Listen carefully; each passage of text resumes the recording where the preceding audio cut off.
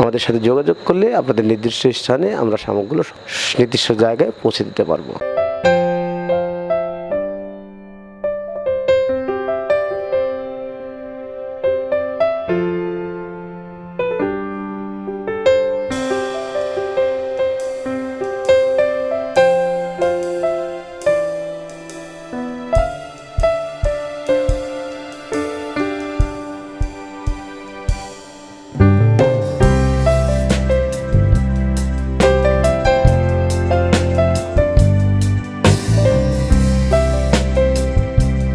বিসমিল্লাহির রহমানির রহিম।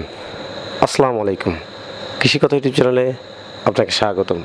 এই মুহূর্তে যে যেখান থেকে বসে আমার এই অনুষ্ঠান দেখছেন সবাইকে আন্তরিক শুভেচ্ছা জানিয়ে শুরু করছি আজকের ভিডিও।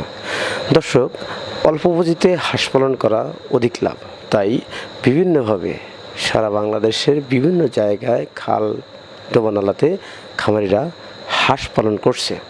হাঁস দুইভাবে পালন করা যায়, একটা আবদ্ধ অবস্থায় এবং একটা খোলা অবস্থায়।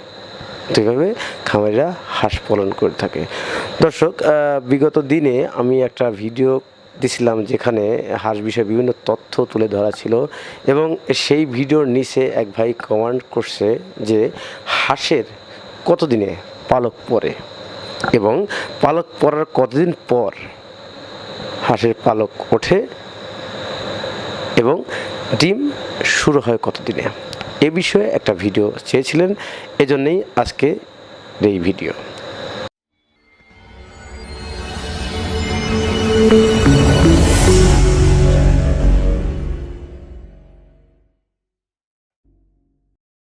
দর্শক, আজকের ভিডিওর বিষয় হচ্ছে হাঁসের প্রথম দিন থেকে কতদিন পরে পালক পড়ে এবং কতদিন পর্যন্ত পালক স্থায়ী থাকে, এবং এই পালক উঠতে গিয়ে কি কি ওষুধ ব্যবহার করবেন এবং ওষুধ ব্যবহার করার সঠিক নিয়ম। দর্শক, হাঁস পালন করতে গেলে হাঁস পালনে অভিজ্ঞতার কিন্তু একটু প্রয়োজন আছে, তাই এই অভিজ্ঞতা অর্জন করতে হলে আপনাকে অবশ্যই অভিজ্ঞ খামারির নিকটে যেতে হবে, তাহলে আপনি হাঁস পালন করে লাভবান হতে পারবেন। হাঁসের যখন আপনি একদিনের বাচ্চা সংগ্রহ করবেন বিভিন্ন হ্যাচারি থেকে, ওইখান থেকে আনার পরে হাঁসের পর্যাপ্ত পরিমাণ খাবার দিলে হাঁস কিন্তু 4 মাস 15 দিনের ডিম দিয়ে থাকে। ঠিক এই 4 মাস 15 দিন পরে থেকেই যখন হাঁসের বয়স 7 মাস হবে এবং পর্যায়ক্রমে ডিম আসবে, তখন কিন্তু হাঁস আস্তে আস্তে পালক ছেড়ে দেবে বা পালক পড়তে থাকবে। তখনও কিন্তু হাঁস টোটালি ডিম বন্ধ করে দেবে না। ঠিক পালক পড়তে পড়তে যখন পালক পড়া শেষ হবে, শেষ হাঁসের ডিম বন্ধ হয়ে যাবে। 20 থেকে 25 দিন পর হাঁসের পালক ওঠা কমপ্লিট হবে এবং হাঁস আবার আগের ন্যায় ডিম দেওয়া শুরু করবে। দর্শক, হাঁসের যখন পালক উঠতে থাকবে তখন যে ওষুধটা আপনি প্রয়োগ করবেন সেটা হচ্ছে জিঙ্ক। জিঙ্কটা দিলে হাঁসের পালক উঠতে দ্রুত সহায়তা করে, তাই হাঁসের পালক যখন পড়া শুরু করবে তখন থেকে যদি আপনি জিঙ্কটা প্রতি সপ্তাহে 3 বার চালান, তাহলে কিন্তু আপনার হাঁসের পালক অতি দ্রুত উঠে যাবে। দর্শক, জিঙ্কের সঠিক ব্যবহার এবং কোন সময় ব্যবহার করবেন।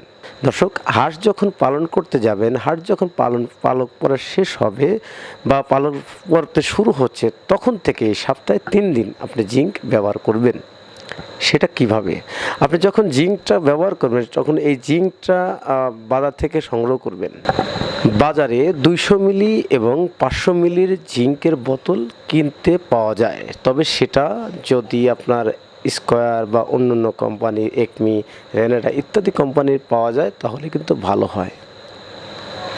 হাঁসের জিঙ্কটা যখন বাজার থেকে সংগ্রহ করে আনবেন তখন 200 মিলি বা 500 মিলি একটা বোতল যখন সংগ্রহ করবেন, আপনাকে খেয়াল করতে হবে 500 হাঁসের জন্যে 10 লিটার পানি সংগ্রহ করবেন বা বিভিন্ন গামলাতে সংগ্রহ করবেন এবং বাইরে থেকে সংগ্রহ করবেন। 10 লিটার পানির মধ্যে 2 মুটকা জিঙ্ক আপনি দিবেন এবং সেটা বিভিন্ন পাত্রে ভাগ করার পর রাত্রিবেলা দিয়ে রাখবেন, যাতে প্রতিটি হাঁসই এই পানিটা সেবন করে বা খায়।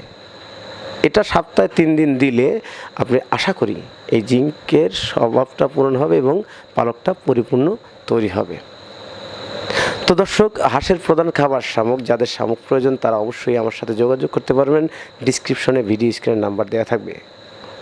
তো দর্শক, কৃষি কথার আজকের ভিডিওতে আজ এ পর্যন্তই। দেখা হবে পরবর্তী ভিডিওতে। ভালো থাকেন, সুস্থ থাকেন। আল্লাহ হাফেজ।